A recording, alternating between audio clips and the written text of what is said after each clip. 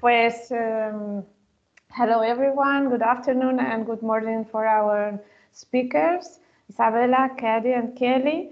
Thank you very much again for sharing with us your knowledge and experience, and welcome to this second round table.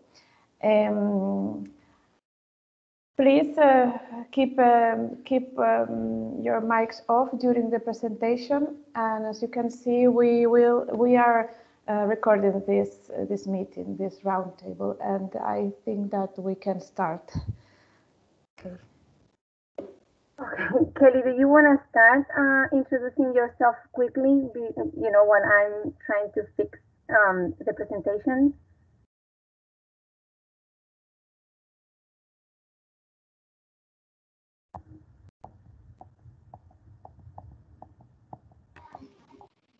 Pardon, you want us to introduce ourselves? Yeah, can you?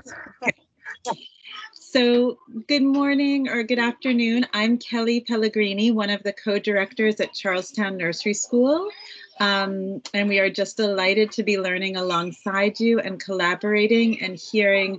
We have lots of opportunities today for you to add dialogue in the chat, and we would love to hear about your practice and share insight. So Katie, do you want to go ahead? Yes, good morning, everyone. Or I suppose it's afternoon where you all are. Thank you so much for welcoming us back. We are looking forward to a wonderful conversation today.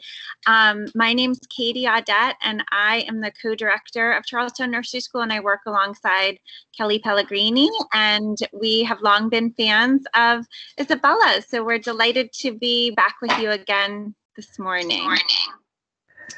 Yeah. And perhaps we would just say quickly, Isabella, I was just going to give them a little context.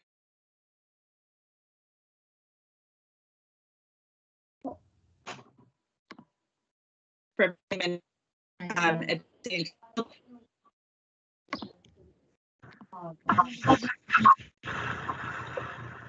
don't think that we were able to hear you. How is your internet connection today? Not here.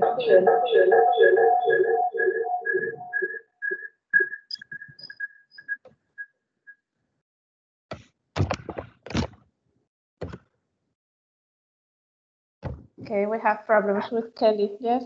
Okay. Isabella, start. I think you can start, yes. So, yeah, so, well, my name is Isabella, and I'm here to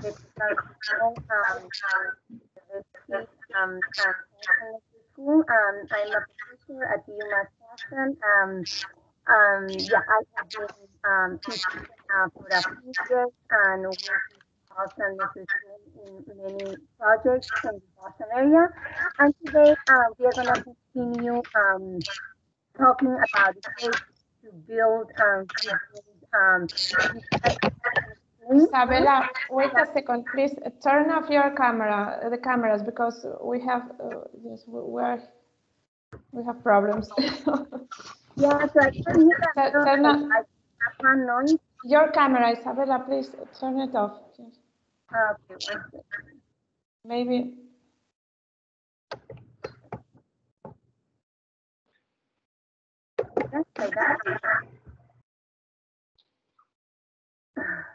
Okay, so I don't know, Carmen, I could hear, you know, the background noise.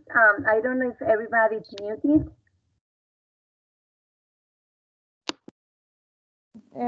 Yes, okay. Please, everybody turn off your mics and cameras, please. Por favor, desconectad, apagad tanto las cámaras como los micrófonos, porque somos muchos y se está acoplando. Y hay la conexión, cuando son tantos es difícil. Okay, so yes, as I was saying, today we are going to discuss another way, you know, to build, rebuild research-driven schools. We are going to be talking about the cycle of inquiry. And yeah, and you know, Kelly, Katie, and myself, we are always looking for ways to reimagine and innovate. You know, they are practitioners. I'm more like in the research area of early childhood education, but we are always trying to find ways to combine theory, research, and practice.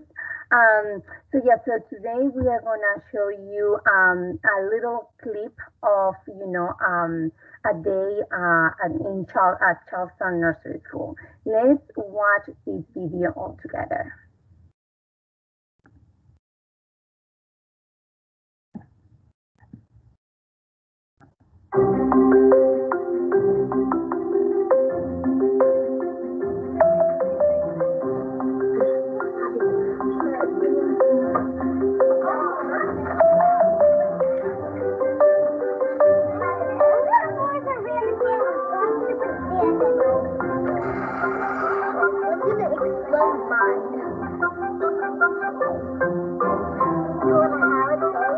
Do you want to make a prediction before you open it? What do you think might be in there?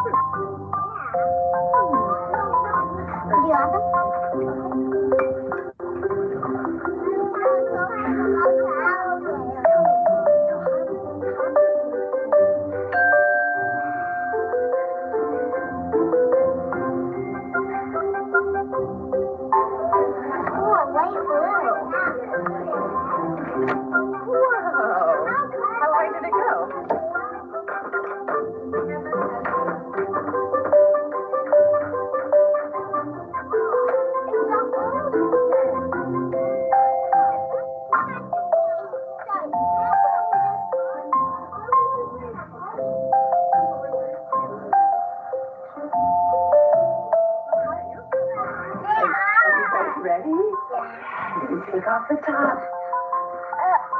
Oh, something is stuck. Oh, look. Wow.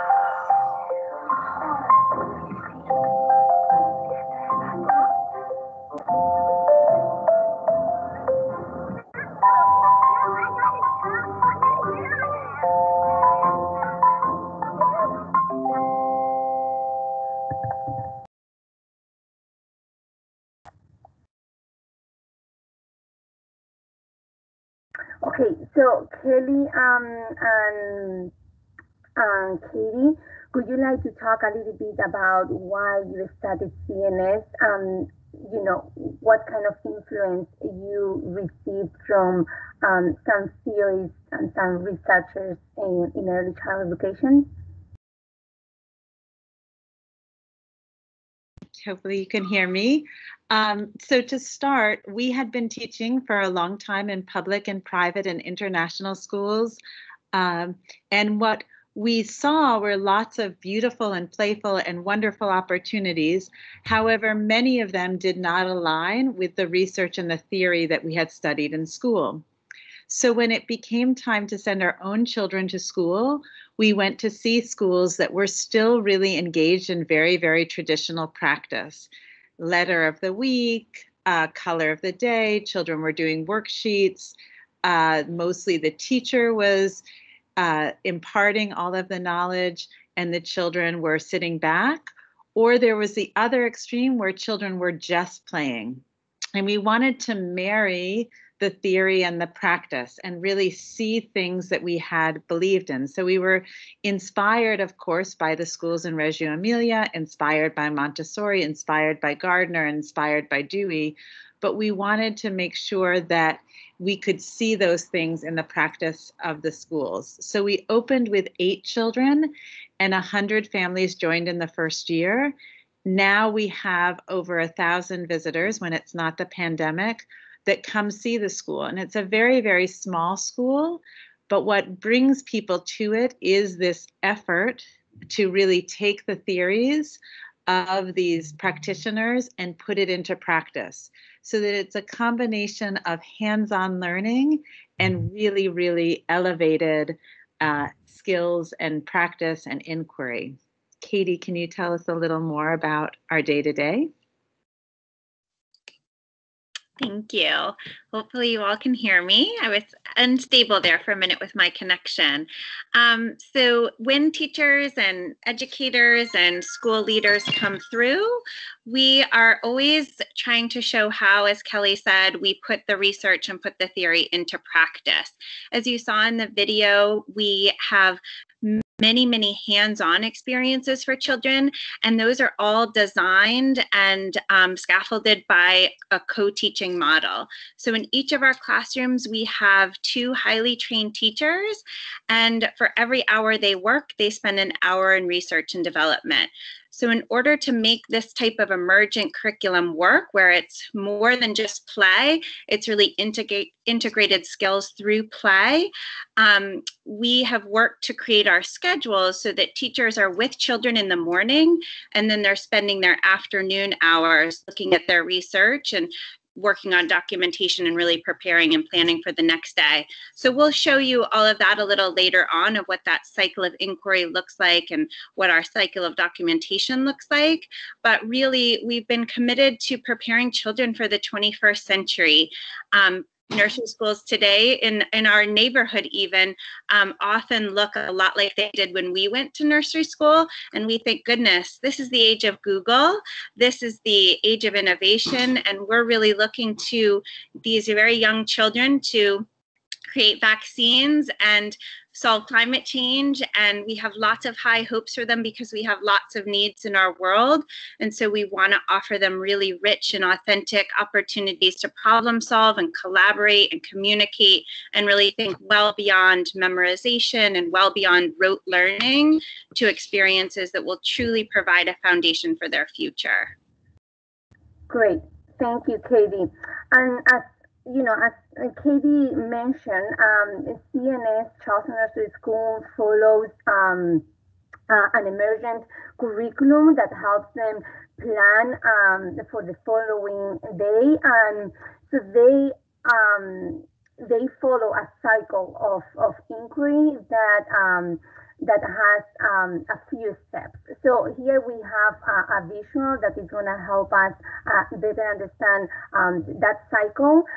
So first of all, the most important step is, to create an environment, create materials and provocations so children can interact with those materials and so that learning can happen, right? But of course, we need the role of the teacher, right? A teacher who is there to listen to them, to observe them, right? And to take notes so they can, reflect about the learning that is happening through those interactions. And also another important step that Katie and Kelly will be talking a little bit later is documentation, how they make learning visible. So it's not just like a reflection about, how children are learning, but it's also a way to reflect that learning for families and also for children. And at the end, we will be talking a little bit about assessment, so how that documentation can assess where children are.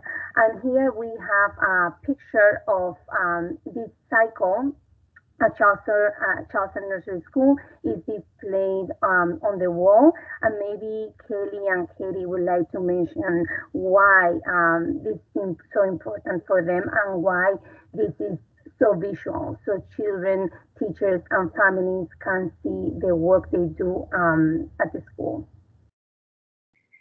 Great. One of the things that is a challenge in explaining our work to families is articulating what emergent curriculum really is. It's not just child-centered and following what children are interested in, and it's not just teacher-directed and doing what the theme or the day of the week sort of says to do. And so parents who are arriving to us and even educators who come to visit the school are accustomed to very child-focused play, or they're accustomed to schools in which in November they're doing holidays, or they're doing very specific seasonal inquiry. So this way of thinking is new to them. What is not new to them is that most people know this is how they learn, that they have an interest, they do some trial and error, and then they add some study. So in the flow, and why we make it visible for teachers and for families and for children, is so that they can see. First, we put out the new inquiry of environments and materials. Then we take notes, then we plan, then we assess and communicate and document, and then it informs the next stage of our planning. So it's truly requires this attention to both what is offered and then what we notice children doing, and making decisions about what they're ready for next. In the cycle, we're focused on what individual children need next and what the group of children needs next. So it does have an assessment component, and thinking about where do their interests lie, where do their wonderings lie, but what skills do they need to acquire next in literacy and math and science and social learning that can inform what we do. Katie, anything I missed? No, and we're always happy to take questions. So you're welcome to put those questions into the chat.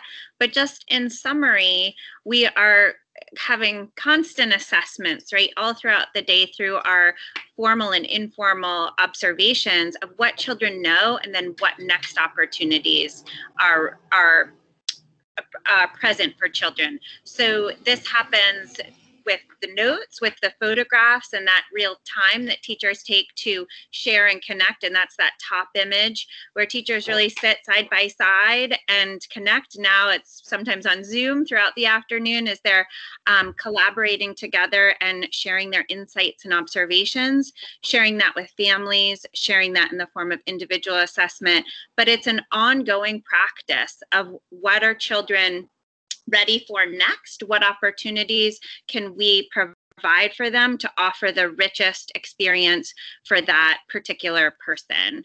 Rather than pulling out a box from the closet and saying, this is what we're going to do, teachers are very intentionally and very carefully looking to say, here's a next thoughtful invitation or opportunity. Wonderful, Katie. Thank you so much. So yes, so then let's start talking about the importance of creating healthy environments and the importance of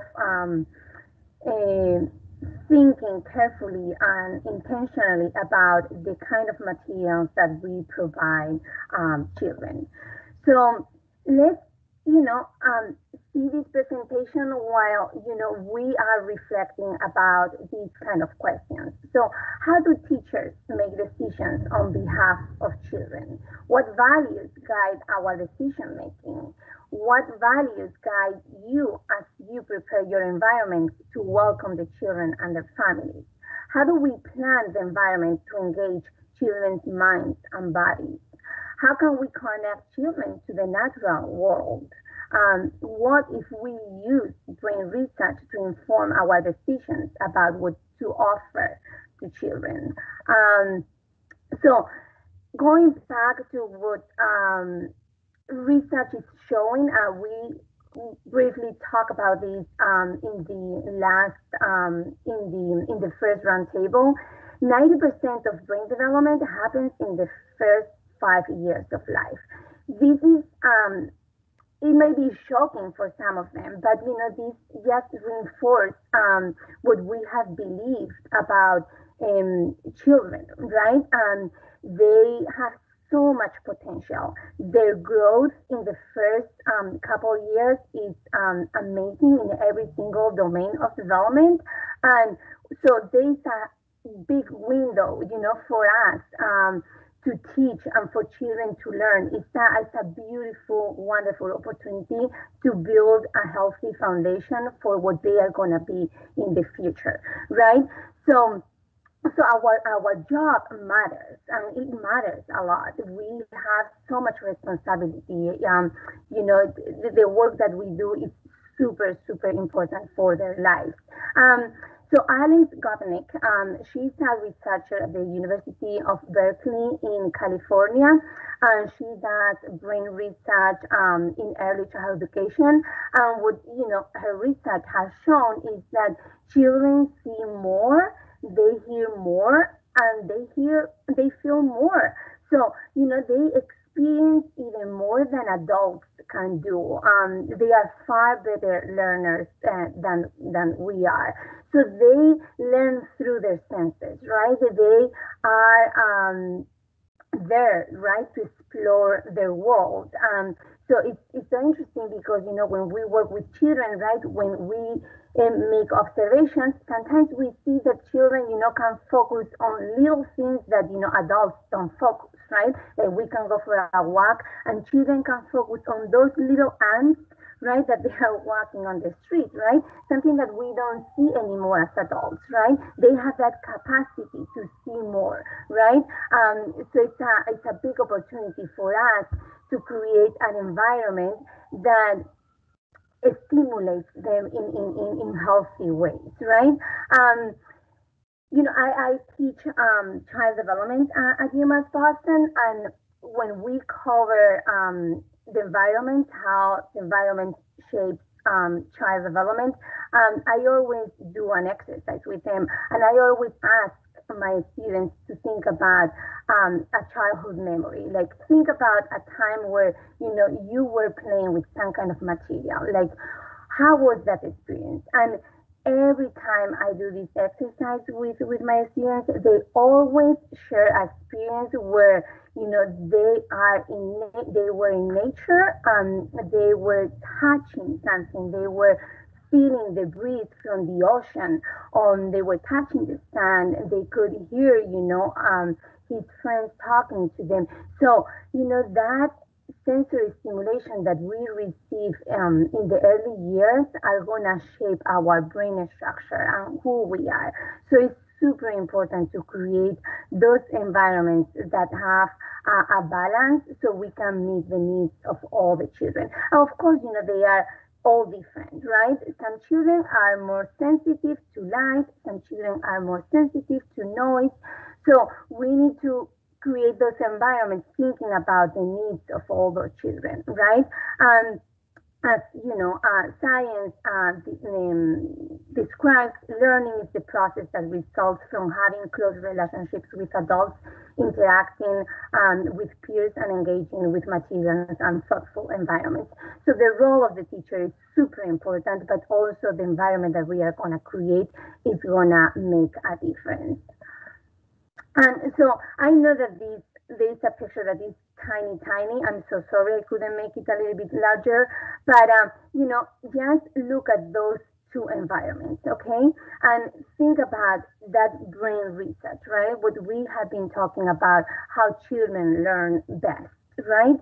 So how would you feel as adult, and just also thinking about a child, how would you feel when you are entering these spaces? How would you feel if you are in that environment where we have the large picture and the small one, right? What kind of differences we can discuss later, and we would love to hear from all of you.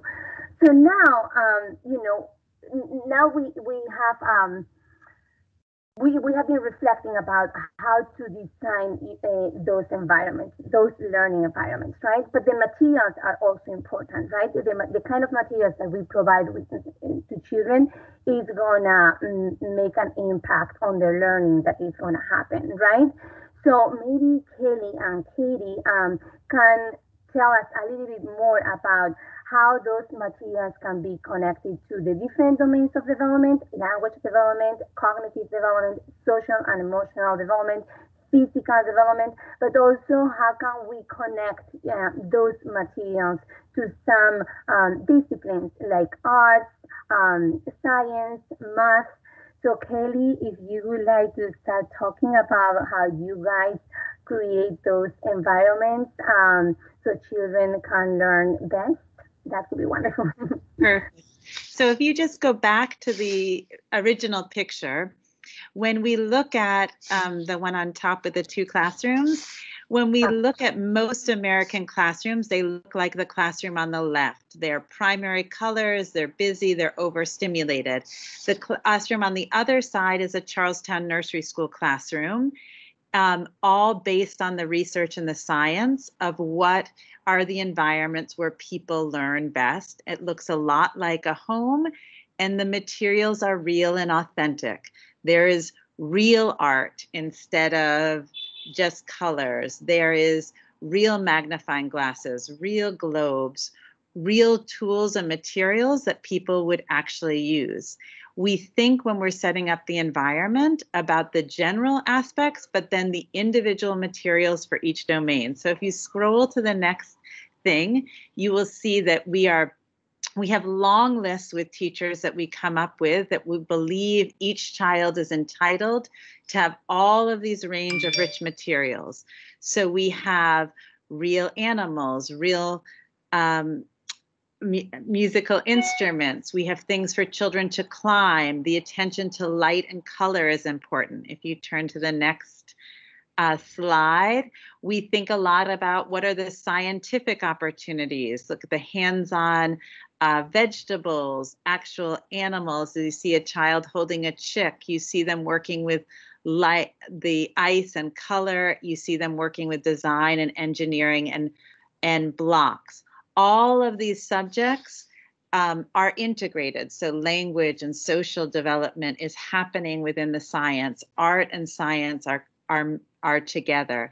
But these are some of the many invitations that are put on tables and offered to children in the morning. If you go to the next one, you'll see they're using real tools. They have all the different math manipulatives available to them, and real beakers and real opportunities. So again, in the math, they're measuring, they're counting with natural materials and gems. We're looking at some of the Montessori tools, the Waldorf tools, the Reggio tools. They're out in nature with some of the measuring sticks. They're putting cubes together alongside natural materials that they can count. So there's a diversity and richness and authenticity to the materials that they have. If you keep going, I don't know if there's more. Obviously, language and literacy is still very important. So a high quality of books, a high quality of Montessori letters and name cards, and all of that is made available to children so that literacy is integrated throughout the entire day. The same is true with cognitive development and play. And you see a child there with a digital microscope. You see a child with actual medical tools. You see a child with a studio art that is designed very much like a artist studio would be. And then you see these marbles and physics and all of that made very possible to children. And it is our hope that each morning, all of these areas are provided to children. Now that we've moved outside, now that we're in masks, we are doing this, setting up the same kinds of richness in experiences. So there's studio in every classroom, there's blocks in every classroom, there's dramatic play. And in each of them, the tools and materials are as rich as they possibly could be. And I think Katie might speak to this next, but we often say, when you could be in a 2-year-old classroom and bring in someone who is 92 and they would find it engaging and interesting. And maybe Katie can talk a little bit about that range of opportunities meets children at all levels and could even satisfy adults. Because the materials and opportunities and invitations are open-ended and children are bringing to an experience their own prior knowledge and prior experiences, they really are incredibly open-ended and have incredible depth to them. So oftentimes when we think about assessment, we really are looking at domains. So we're looking at literacy, we're looking at science, we're looking at math. But we also know, as you all do, that the integrated opportunities and the interconnectedness of our world allow for these provocations or invitations to access multiple domains in an integrated and authentic way all the time. So when children are drumming, they're also thinking about patterning, which is a mathematical concept. When children are mixing paint colors, that's really a scientific inquiry around combining two colors to see what might happen with your outcome. They're creating hypotheses when they're building with blocks around what do you think might happen, or how tall do you think we can make this structure. So teachers are always weaving literacy opportunities into what might look like a mathematical inquiry, and they're always blending art with science and with math and with gross motor and fine motor opportunities. So the beauty is that it's not divided in that way, but rather integrated, which allows for just incredible accessibility, whether you're a very young child who's just exploring the texture of a particular invitation, or you're really layering and have a sophistication that is bringing the whole experience to a higher level. Perfect. We welcome your questions. Is it? Yeah, I can see the chat, but if some questions are coming, yeah, I'm happy to pause and answer some questions. But also we have a video of how this kind of learning is happening outside as well. In the middle of the pandemic, CNS reopened in September, so they had to rethink about their own practice because of the limitations that they had because of COVID-19. So I just would love to show you a short video of how this learning has been happening outside this academic year.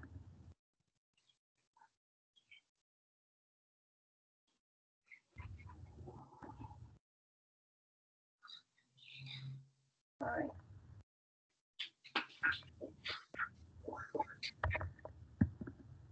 Oh my. I'm so sorry, what's happening with my computer today? I can't see it. Uh-oh.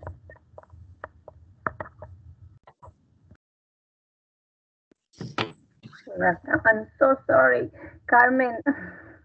Isabela, sal del modo presentación. Sí, estoy intentando salir, pero no me deja. Pues escape, arriba, en el teclado. Dando la escape y no me deja. Ay, Dios.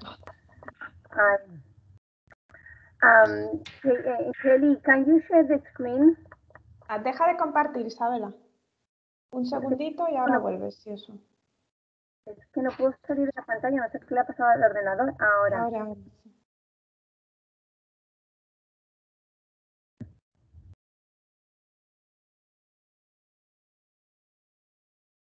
Perfect. Vale, perdón. Sorry. Okay, Kelly, do you think that you can share the presentation? I'm not sure that I will try. While we're doing that, maybe we do some things in the chat. Yeah, perfect. Perfect.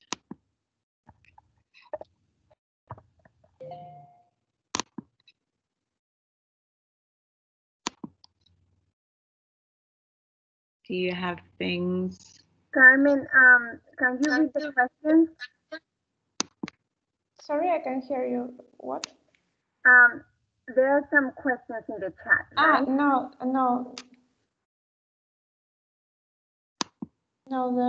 there's no questions. Okay. I don't know why I'm having trouble with my computer today. I'm so sorry about this. Yes, we have one question, Isabela. Can we have a copy of the presentation? If you can send the present or share it in the chat, I think, if it is possible. I don't know. Yeah.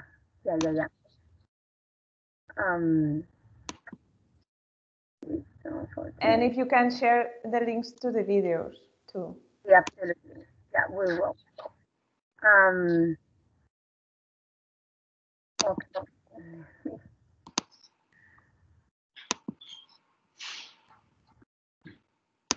I honestly don't know what's happening with my computer today. Kelly, would you like to? Okay, let me see if I can show you the video.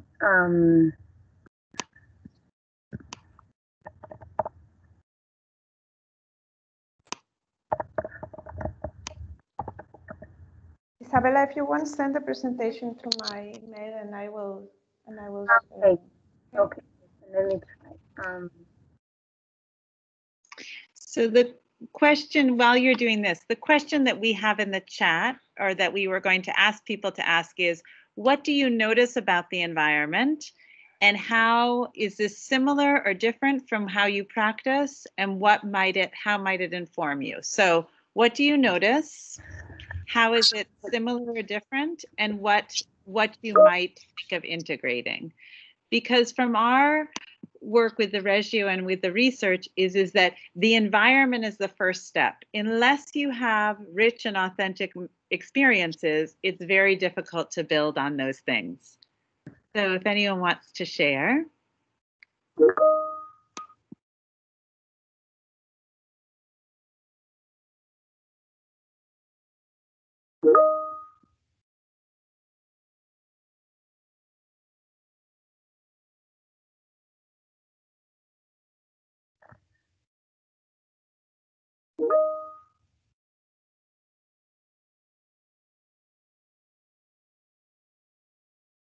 Kelly, can you see? And Kelly, can you see the chat?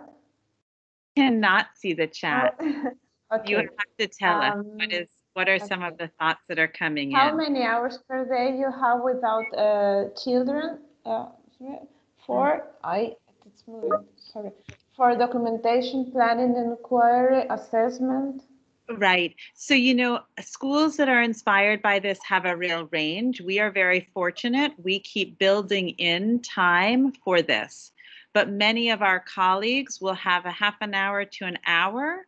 We try to make sure that teachers have much more time than that. As you know, teachers are always working. So even evenings and weekends and all of those things. When we look at, though, the schools in Reggio Emilia or everyday utopias, we also know that some of that is happening in real time inside the classroom. So it's anywhere from an hour to 2 hours to 3 hours, but we've developed systems that are more efficient. Okay, Lucy says, I love the wooden floors and all the wooden materials.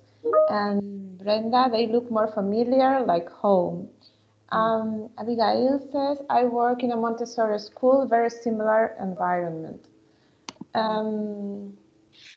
Alison, we have been and are changing our environment and practice and are working like this. Alison says too, I have been to Reggio and it is amazing. Cecilia, at my current school, I can say there's a lot of color and probably over stimulation, and I can see the difference you are sharing here. So Cecilia, I will just share with you that our teachers, we definitely have lots of color in our spaces. Well, we have the neutral palette or neutral furniture. Teachers are very intentional about using color rather than pre-made posters that you might find in a catalog with the alphabet. They're sharing very colorful and vibrant images of the children engaging in the work. So there's definitely lots of color throughout the art studio and throughout the documentation that's on the walls and throughout all of the pattern blocks. I'm in a space right now looking around. I think that they're very colorful and bright spaces in general, but sometimes that neutral palette in the furniture and in the shelving and in the walls can allow for that to really pop. We're really focusing on not just decorating a space or making or filling it, but really thinking about that stimulation and what we want our eyes drawn to, what we want children's eyes drawn to, and how to make it the most productive. Okay, Isabela, are you sharing your screen? Sí, ya puedo enseñar el vídeo si quieren. Oh, venga, vale. Vale. Okay.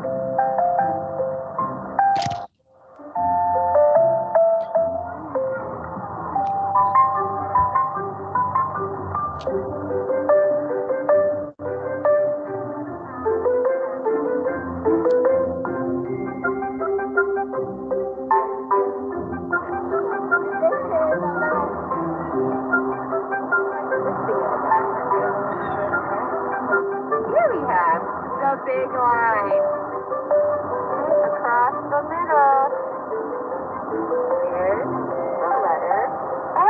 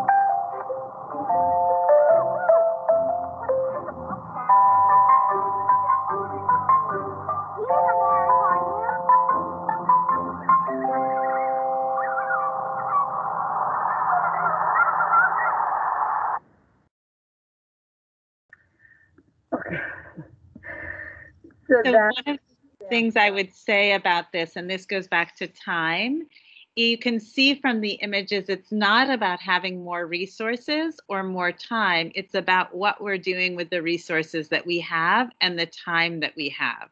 There we are without a classroom at all outside, but we've made the intention to bring materials there. And it's not about having all of the materials, but using the materials that we have in the most useful way. Kelly, one question more. Michael asked, how many children do you have in each class? So our classrooms range, the youngest children have 9 children and 2 teachers, and those children are 2. And then by 3 and 4, we have as many as 18 or 19 children in the class with the 2 teachers.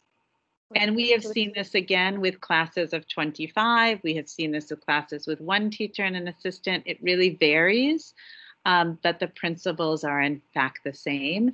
Of course, the schools in Reggio Emilia have many children in their classrooms, and a lot is about setting up those routines.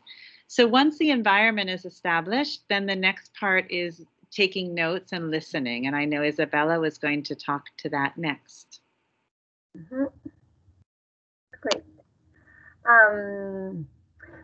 So the second step of the cycle of inquiry is the ability to listen to the children, to take notes, and to document the learning that is happening. This is a skill that requires practice. I have been a preschool teacher myself. I know the challenges of, being present while taking notes. But it's something that you learn with practice for sure.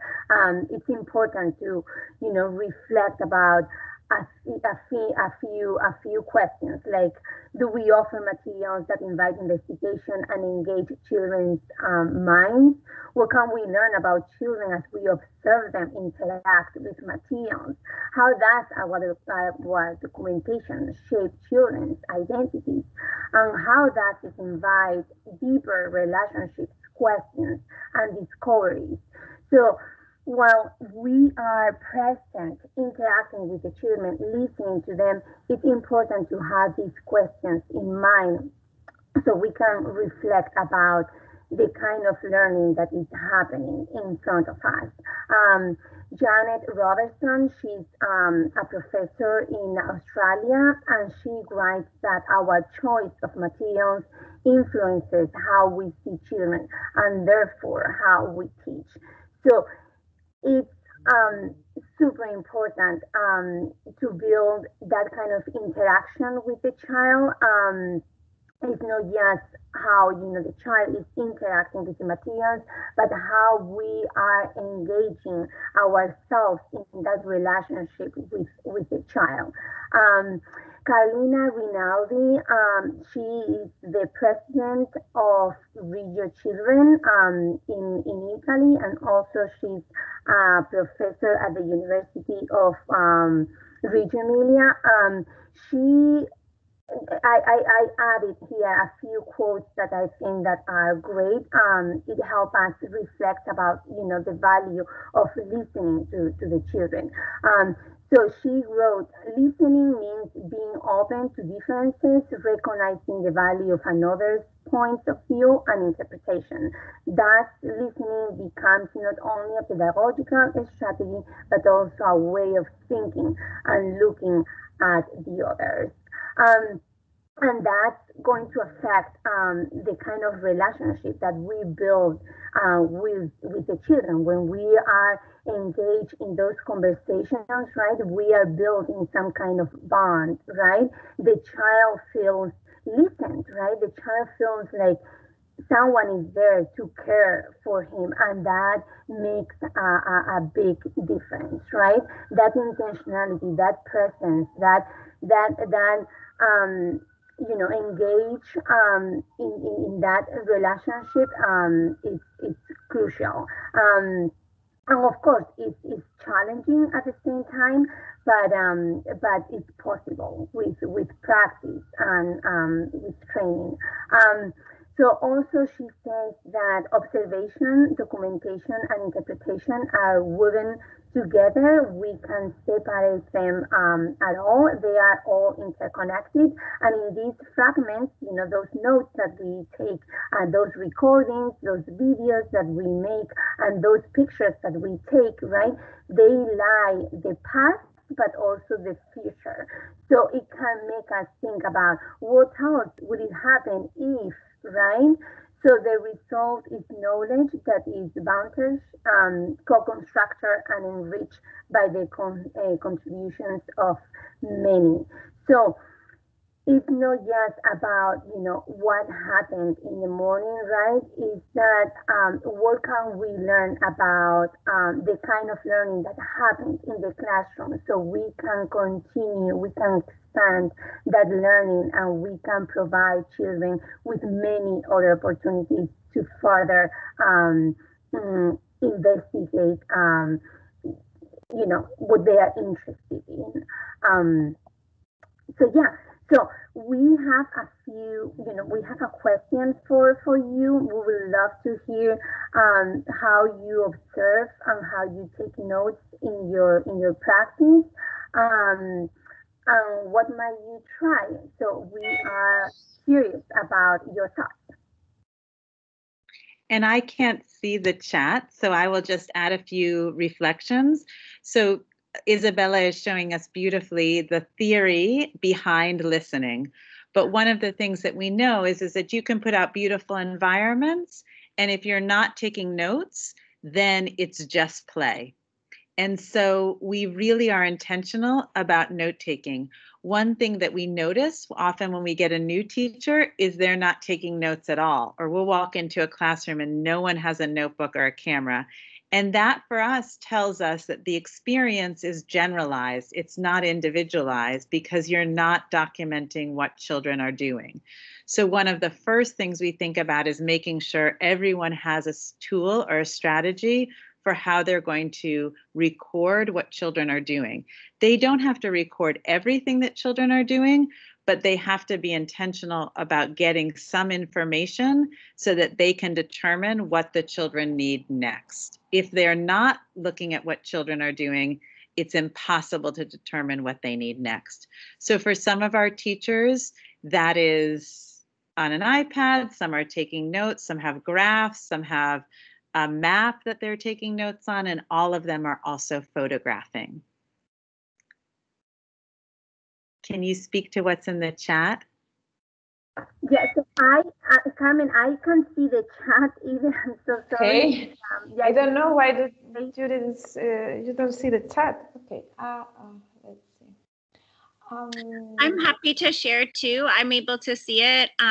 Lucy sharing that she uses her shorthand skills and notes to note what students say and do, and she also records them. And I wrote back to her that we too use video and recording so that when conversations happen quickly later after school, teachers can look at those together and share details of the conversation through the recording. A neat part about recording we found is that it also records, of course, what the teacher is saying.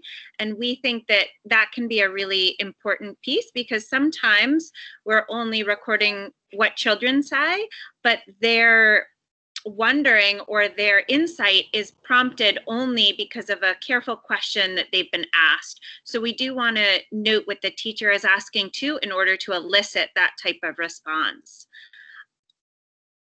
Allison is sharing that she uses Seesaw and iPad, so we too use software and lots of different manual cameras, sometimes iPads to take photographs.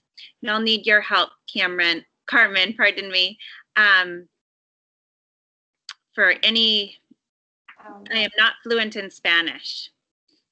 But yeah, but you guys can unmute yourself. You know, we can be part of this conversation in a more verbal way. Like we don't, you know, we can use the chat, but if someone wants to unmute, you know, himself or herself, that's wonderful as well. So we can have a conversation. And I'm happy to answer, you know, those questions in Spanish. So please feel free to unmute yourself.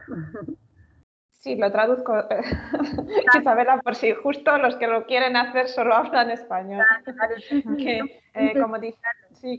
como dijimos antes, que no hay ningún problema en que hagáis preguntas o reflexiones en español, porque Isabela es española y puede contestar perfectamente. Y además, si queréis, en lugar de escribir, levantar la mano o simplemente activar vuestro micrófono y hacer la pregunta, adelante, por favor, quizás sea más fácil.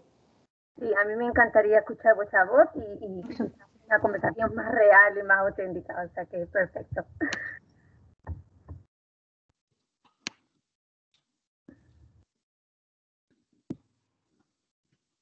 A ver, Isabela, te leo porque hay una pregunta en el chat en español. Vale, A nuestros niños, Ana Isabel de Seca Alborán, a nuestros niños les encanta pintar e investigar con materiales de cocina y elementos comestibles, gelatinas, pasta, Nutella, aprenden a través de todos los sentidos. La controversia surge cuando les ofrecemos material escolar común como témperas, ceras y evitamos obviamente que se lo lleven a la boca. ¿Cómo integráis estos dos tipos de recursos? ¿Está siendo esto un mensaje contradictorio para ellos? Vale, bueno, yo siempre en mi clase siempre lo digo, forma parte del desarrollo, el que un niño pequeñito se ponga cosas a la boca es parte del desarrollo y es otra parte sensorial que tiene que estimular, ¿verdad? O sea, que va a ser súper importante que se ponga esos objetos a la boca y que pueda conectar pues el objeto que está viendo con la textura que está experimentando, ¿no? A través de la boca. O sea, que es importante proporcionar ese tipo de objetos para que ese tipo de conexiones neuronales ocurran, ¿verdad? Lo que pasa es que también tenemos que pensar en qué momento del desarrollo están. Entonces, la seguridad es lo primero. Entonces, en ese sentido, hay que utilizar los más grandes para que el bebé no se atragante. En mi experiencia como profesora, he experimentado pues eso, el estimular a niños con pinturas que son comestibles y también con, por ejemplo, mucha plastilina que se hace con harina y con agua y con sal. Por lo tanto, ese tipo de materiales sensoriales que son fundamentales para los niños para desarrollar la psicomotricidad fina, pues son seguros en ese sentido porque se lo pueden poner a la boca y si se tragan un poquito de esa plastilina es seguro porque es simplemente harina, agua y un poquito de sal. Entonces, sí, en ese sentido yo creo que hay que buscar un equilibrio, pero quizás Kelly y Katie pueden hablar de pues cómo encuentran ese equilibrio en la escuela con niños que tienen 2 añitos y que todavía se ponen muchísimas cosas a la boca. So, Kelly. Yes. So when they're putting it in their mouth, I mean, I think, as you said, some of that is developmental. Occasionally, we will have a child who needs more support, has special needs, and get some occupational therapy. But with all of that, it's all about teaching children how to pretend and how to, you know, what they can and cannot do. Our classrooms are very regulated and there is a lot of instruction. If you're going to use sophisticated materials like hammers and food and senses, you have to really teach children. For example, this morning in the classroom, children were making their own paint with cinnamon and strawberries and colors and tones. And so, of course, those were actual foods. And so it was very intriguing to put those in your mouth. And teachers just had to say, we're using this as a paint, not to eat. And little by little, the children are learning. Right, right. That modeling. Mm-hmm. Yeah. And that's the thing. It's an opportunity. It's an opportunity for children to learn and for teachers to teach some skills, for sure. Yeah.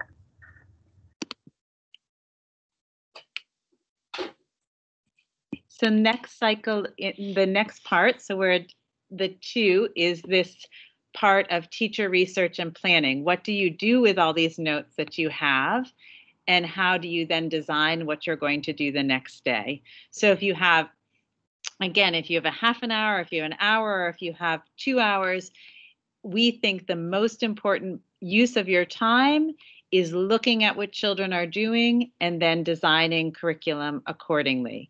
You could spend your time making, you know, many classrooms teachers are making a lot of the materials, or they're spending their time finding, you know, worksheets to do. We don't want teachers using their time with any of that. Instead, they should be using their time to look at the notes and make decisions about the next day. Yeah, that reflection piece is crucial. Sometimes, you know, when we do these kind of trainings, teachers complain that they don't have that much time to reflect. And yeah, I agree with that. In my own experience, I experienced that challenge, right? Not having enough time to reflect, but I also think that it's important. So it's not about, you know, like quantity, how many hours you are providing for this kind of professional development, but also the quality. So if you are spending 1 hour, how can you maximize that time? How can you, you know, how can you guide that hour to reflect, to deeply reflect about, you know, the work that you have seen in the classroom. So having that support, you know, that support for teachers so they can reflect in a very organically way is important. So, some of the questions that we might be thinking while we are reflecting in our planning could be like, what can teachers do to uncover children's stories and see their perspectives, right? How can we understand children's ideas and what they are trying to accomplish? Do we really see the details of what engage children, right? So during the day, we have set up the classroom in a way children can interact with others and materials.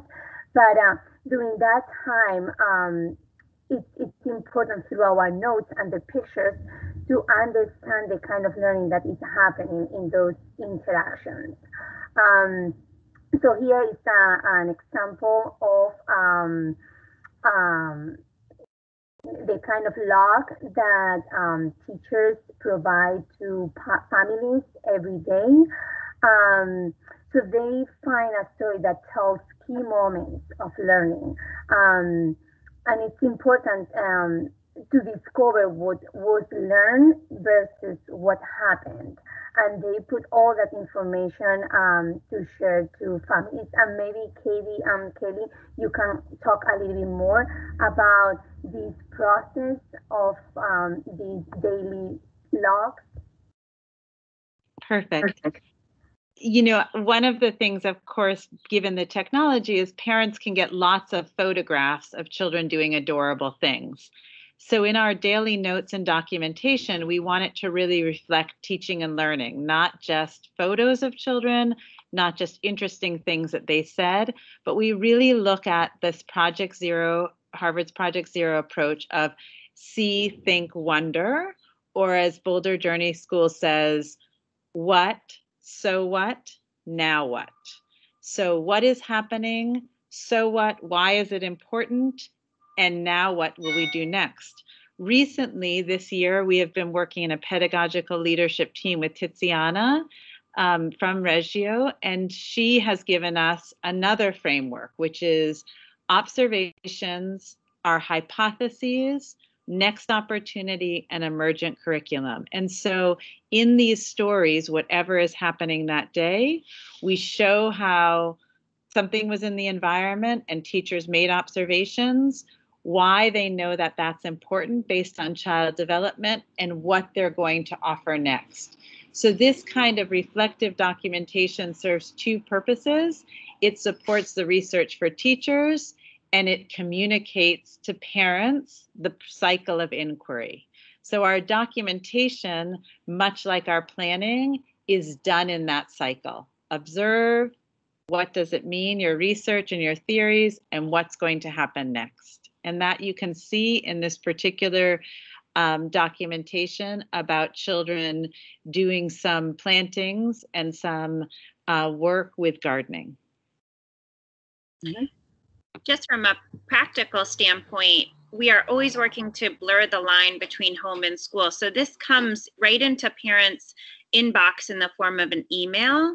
And ideally, they're really looking at it alongside their child. So rather than saying, how was your day? Or what did you do today? They're able to say, tell me more about the dirt. And they're able to ask some more targeted and thoughtful questions, which just allows that brain development for children, because then they're able to summarize and reflect and predict what might happen tomorrow. So it really strengthens that learning, as well as serving the purpose of allowing families a window into their child's day at school. We had a question around family relationships and how we support the parent education, and this certainly is one component, by making the learning and teaching visible and continuing to have ongoing and regular communication. Wonderful. So maybe we can have a discussion. So what are some of your research questions now? What might you ask next? So we are curious about your own practice. So yeah, and we can answer that in Spanish as well.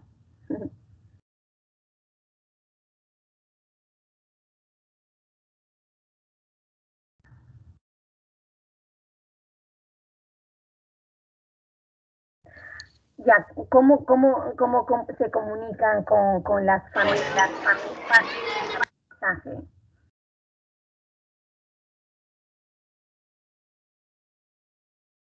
Carmen, como no veo las preguntas en el Sí, chat. no, es que no hay, ahora mismo no hay preguntas, hay algunos comentarios, pero no hay preguntas. Yo invitaría a que el que quiera hablar que encienda su micrófono porque va a ser mucho más fácil porque las ponentes no ven el chat.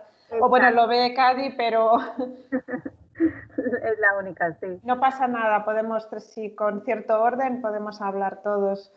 Please, if you want to speak or to answer, turn on your mic and do it. We would love to hear about your cycle of inquiry. So for today, for example, this color mixing, we are observing children are noticing that there is not just red, but there are tints and shades of color. So that is our teacher observation. We are in the environment putting out lots of different shades and lots of different ways to make colors with natural materials. So that's our environment. Our theory and our hypothesis is that if children have experience making color and naming color, they will begin to see the spectrum, and that will enrich their study in a way that if they were doing color of the week would not happen. The next opportunities that we want to give them is a study with various artists. So that's sort of our research right now in one of the classrooms, in one section of the classroom, is around that color study. You might also have research questions that you are exploring with the children and with your colleagues. And if not, we can go on to the next piece, Isabella, and come back. Okay, wait a second, Isabella. I see here a question.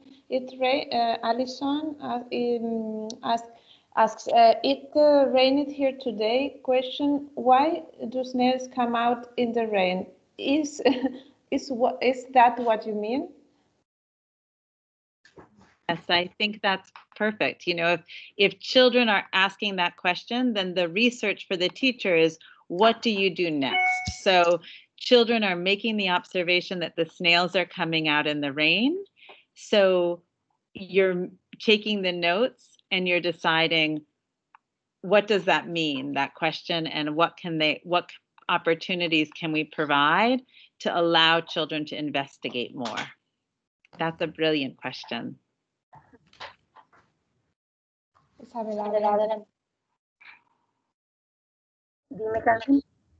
So the next stage, Isabella, is step 4, and that's really about documentation. And I know that you're going to talk to us a little bit about the theories behind the documentation, but these are some examples. So after we've done our planning and our thinking, we want to make that visible. And we gave you one way that we make that visible by sending a note to parents, but we also want to make it visible in the classroom for children, because when children see the process of their learning, they can revisit it and they can dive deeper and they can ask more questions. So we send it home to parents, we share it with our colleagues, and then we also make it visible in the classroom through many different techniques. These are a few of the ways that you would see it in the school, so that children can also engage in that process of revisiting and researching and observing as well. So everyone in the school is engaging in this cycle of inquiry. Isabella.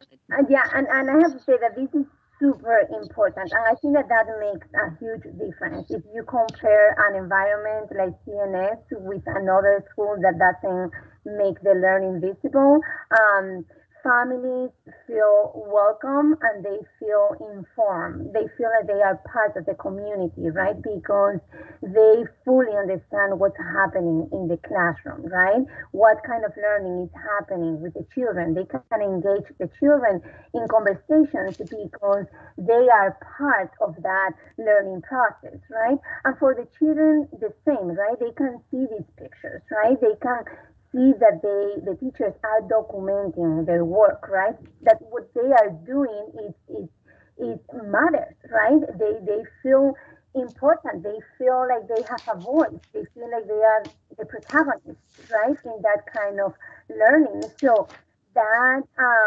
affects their social and emotional development for sure, right? If we compare this with another environment where you don't have that documentation displayed on the wall, right, the children might feel different, right? If they see pictures from other children, posters from catalogs, or they don't see their work on the wall, they don't feel identified as, they don't feel connected to that kind of learning environment. So, it might seem like that kind of documentation is like super important for children, but they notice that documentation, and they engage in conversations with teachers about that kind of documentation.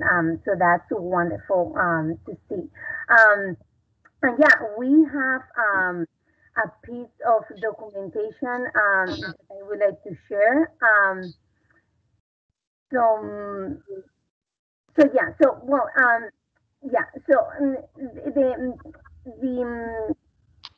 Making learning visible is a project that has happened at Harvard Graduate School of Education. I know that the teachers at CNS have been trained under this approach. So they have learned ways to share that documentation with students, teachers, other teachers, and families. So let me show you, I hope, I'm crossing my fingers, I hope I don't have any issue by opening this link, so I can show you a piece of documentation so Kelly can discuss. And I know that this is a journey for CNS. They have been changing the documentation. This is a new way of documenting, right, Kelly? Maybe you can talk about this piece. Yeah, I mean, there's many different ways of documenting. And so, as we say, some of the documentation is for teachers, some is for children, some is for advocates. And much of the time we try to make the documentation work for multiple audiences. You won't go into our classrooms and see all of children's artwork on the wall. Instead, you'll see pictures of how they made the artwork, because what we're trying to do is focus on the brain and the development. This is a recent form of documentation where, again, we are showing the observations where the children saw. If you scroll up a little bit, back again, sorry, Isabella. So we have a mosaic in one of the parks that was falling apart. So children were able to see that, and teachers were noticing their interest in that. Based on that interest, they began providing opportunities for children to make mosaics in the classroom. That then led them to go visit a church nearby where they were looking at the stained glass. And then we wanted to offer them opportunities where they could make the mosaics in a more translucent way, similar to exploring light and color. And then they took that again out into the community where they were making their own mosaics and exploring with light in that. So again, in this documentation, we are showing that cycle of inquiry, much like we're doing for teachers. Wonderful. Katie, would you like to add something? We've had some wonderful comments that people have shared in the chat around wonder walls and using Post-it notes. And I'm trying to respond as I can keep up around, we too very much believe that, we don't laminate documentation. It's ongoing, it's evolving. And when children play a role in participating in the documentation, then it's truly serving a purpose. So we love all of those suggestions and ideas. I also linked in the chat an album to our Facebook account that has many, many images of documentation, and we would love to see yours. We'd love to see what's on your walls and how you've been thinking about that evolution of making learning visible. Ayla Gandini always reminds us the documentation should be living. So most of it you see, we're just like adding as we go, and it's not often complete. The last stage of the cycle of inquiry for us is the assessment. And I think it is important to know in the American context, there is great worry that children are meeting the standards. When are they learning to read? When are they getting the math skills? And what we know about this approach to learning is when children are given rich experiences and materials and environment, when children are able to follow inquiry, when children are able to write and calculate in context and problem solve, they exceed expectations. So they don't just meet the expectations, they exceed it. While some children are doing letter of the week in another school, in our school, children are writing signs and messages and mailbox. And again, as Katie says, you can go on our Instagram and follow along to see some of the kinds of things that they are doing. But we've been very, very, very intentional about creating assessments that speak to each domain. And so we put the photographs of what children are doing and then talk very specifically in the book. Each of these in the fall is about 20 pages, and in the spring for each child is about 30 pages. And it goes domain by domain to express what they're able to achieve. And it talks about everything from fine motor to gross motor to art development. You can see Peter, Isabella's husband, there reading one of them. They come through digitally, so he can read it on an iPad as he prepares for conferences. Then you see a child in this photograph reading the hard copy of it, and they return to them, and you can see how we wrap them at the end of the year to give them as a gift to children, because we know that the best gift is learning. And so we call them their journey book, and in the process of how they've engaged in that year. Mm-hmm. Yeah, it's a beautiful way to celebrate the school year. They feel they are part of that, and yeah, it's very emotional. It's very emotional to have the families and the children involved in this beautiful project. Yeah. Because of course there are many people who say, oh, this is lovely, the classrooms are beautiful, the documentation is stunning, but how do you know that they are learning? And so the assessment in the journey book is this other form of really authentic assessment and measurement. And I don't know if you can link to one of them there as well, Isabella. I'm scared because my computer is not responding very well. So this is Marco. This is yeah, how it looks like inside. And maybe Kelly, you can talk a little bit more about how you also are adding more stories into. Right. So there's one section of the journey book that is this, which is by domain. So you see social emotional learning, and then it goes standard by standard with examples of how the child is developing in their social emotional learning.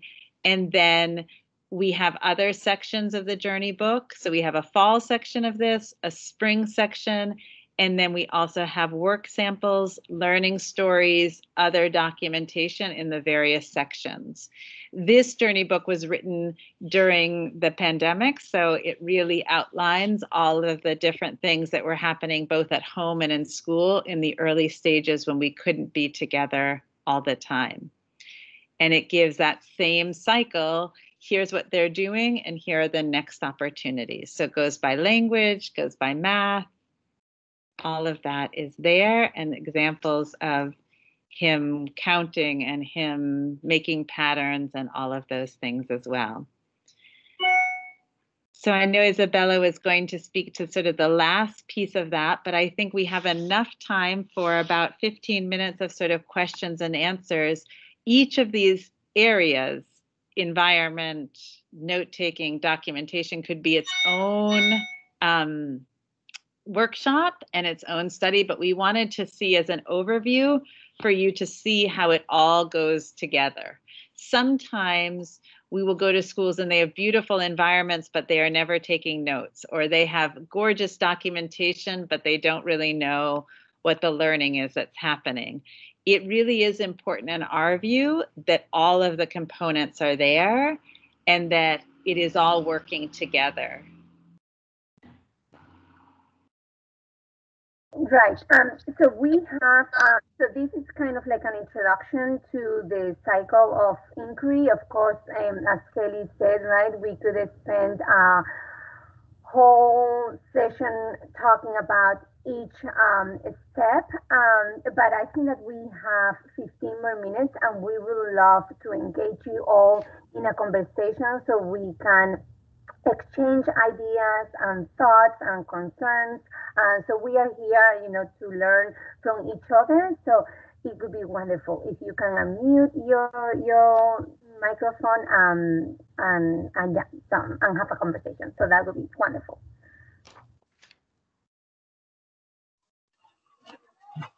Y que se puede hacer perfectamente en español, como lo hicimos en la primera mesa redonda, sin ningún problema. Aquí estamos para compartir en español también, así que no os dé miedo en compartir alguna idea que queráis compartir. Sí, si queréis, para un poquito más de orden, si queréis levantar primero la mano y yo voy dando la palabra, vale, o directamente. Da igual. We are so excited to hear your impressions. Is this very similar to all that you are doing? Do you have suggestions or ideas that maybe we can integrate as well? But we would love to hear what your thoughts are.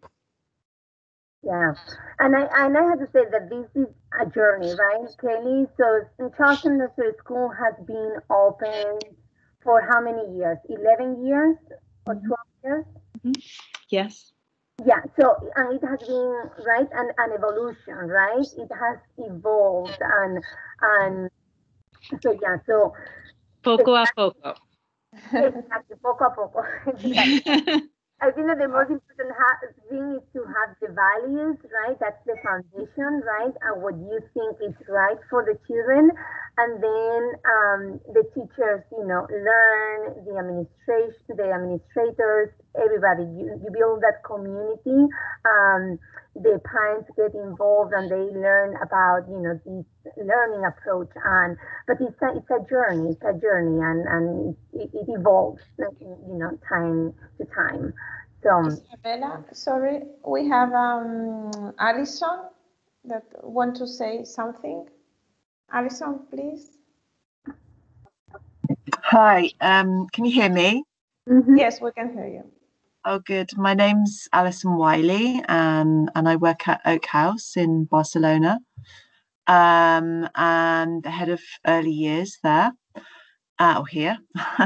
And I completely agree. Thank you very much for your presentation. It's been really interesting. I completely agree that it's a journey. We've been on our own journey.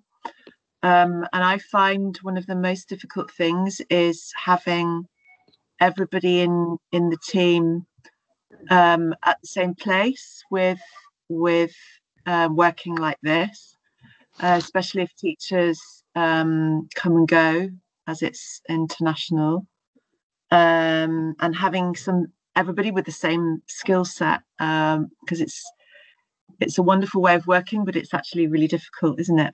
Mm-hmm. Very difficult. And I think that, yeah, I would just say quickly is that, you know, when we first presented too, I mean, and Katie and I are putting some things together for directors, because that is a challenge. We have huge turnover in the United States and our workforce is really in crisis. And I know in Reggio, it's the same thing too, is that, you know, after 60 years, there's new teachers coming in and it's like, how do you onboard them? And we go back to that sort of cycle of like, where are our beliefs and what are our agreements? So each year, it's almost like we're starting the school again for the first time and having to collectively engage all of our teachers in that dialogue. It's like, what do they believe? What do we agree? Like for the environment, for example, we come up with a list of all of the components that we feel like every child deserves. and we hold ourselves accountable to them. But it does have to come from the teachers, and it does have to be a real intention. When we can turn to the research and share articles and share findings that help support a collective goal, that can be really helpful, so that it's not really just Kelly and I on a whim deciding it's essential to integrate math, or deciding 100 decisions that we all make. But when we can turn to some real data, that's been really, really helpful for buy-in and having teachers collectively agree, as well as, and Kelly spoke to this earlier, going back to what are the rights of children and what do all children deserve. And if that lays at our foundation, then we can become on the same page a little more easily, I think. We had a question come into the chat around specialists in the classroom, and if we have, pardon me as I'm pulling it up, specific needs, how we address extra help or specialists in the classroom if necessary.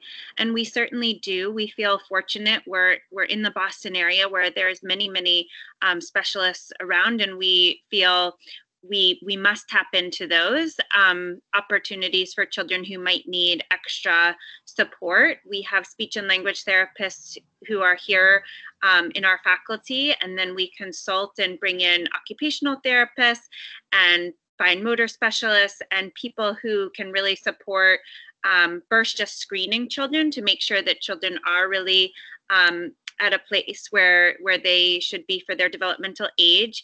And then if not, coming up with a plan through early intervention or other developmental pediatricians for what's next to help children make those gains.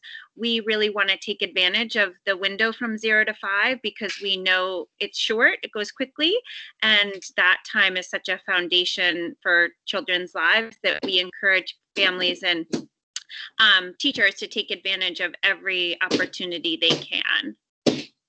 We are first come, first serve. So at any given time, almost half of our children are receiving some type of service.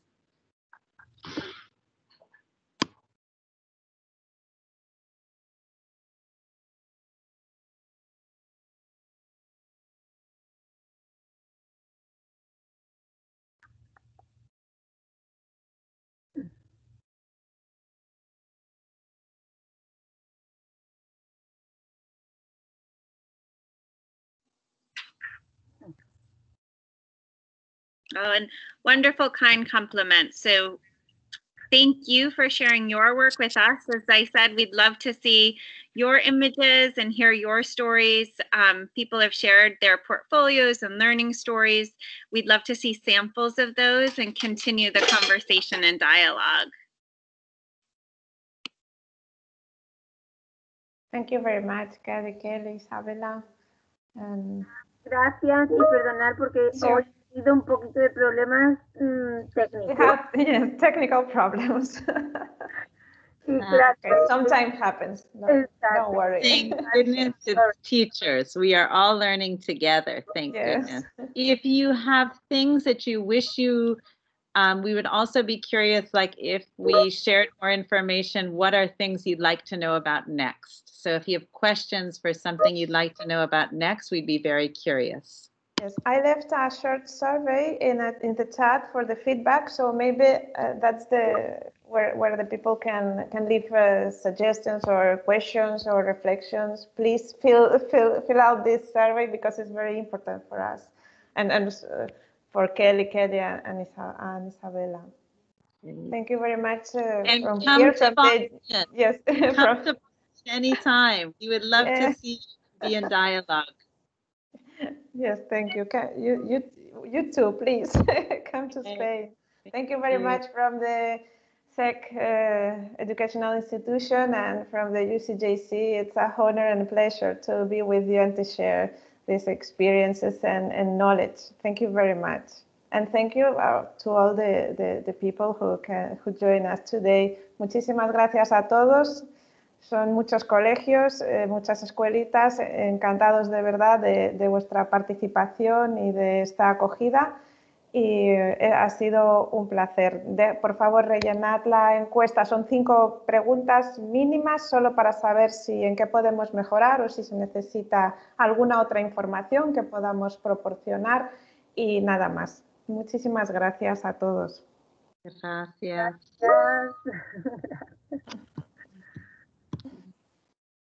Okay. Bueno. Bye, bye. Sí, nosotros también estamos aquí para cualquier cosa.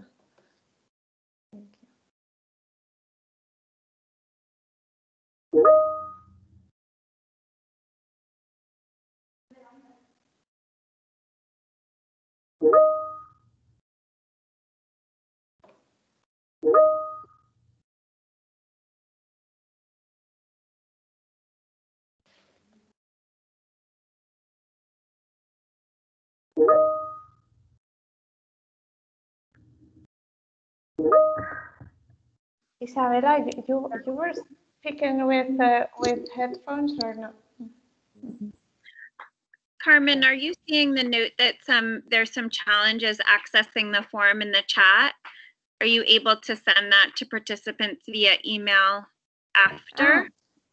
I can send it by email, of course, but just a suggestion. It just seems as though some people are having trouble accessing it in that link they're sharing. Okay, wait a minute. I will maybe. Okay, I see. Now they can. And you can save the chat, right? Because I would like to read the questions and the comments. I don't know if I can save the chat. I can try to copy it. Yeah, because I will stop the recording, okay? Okay.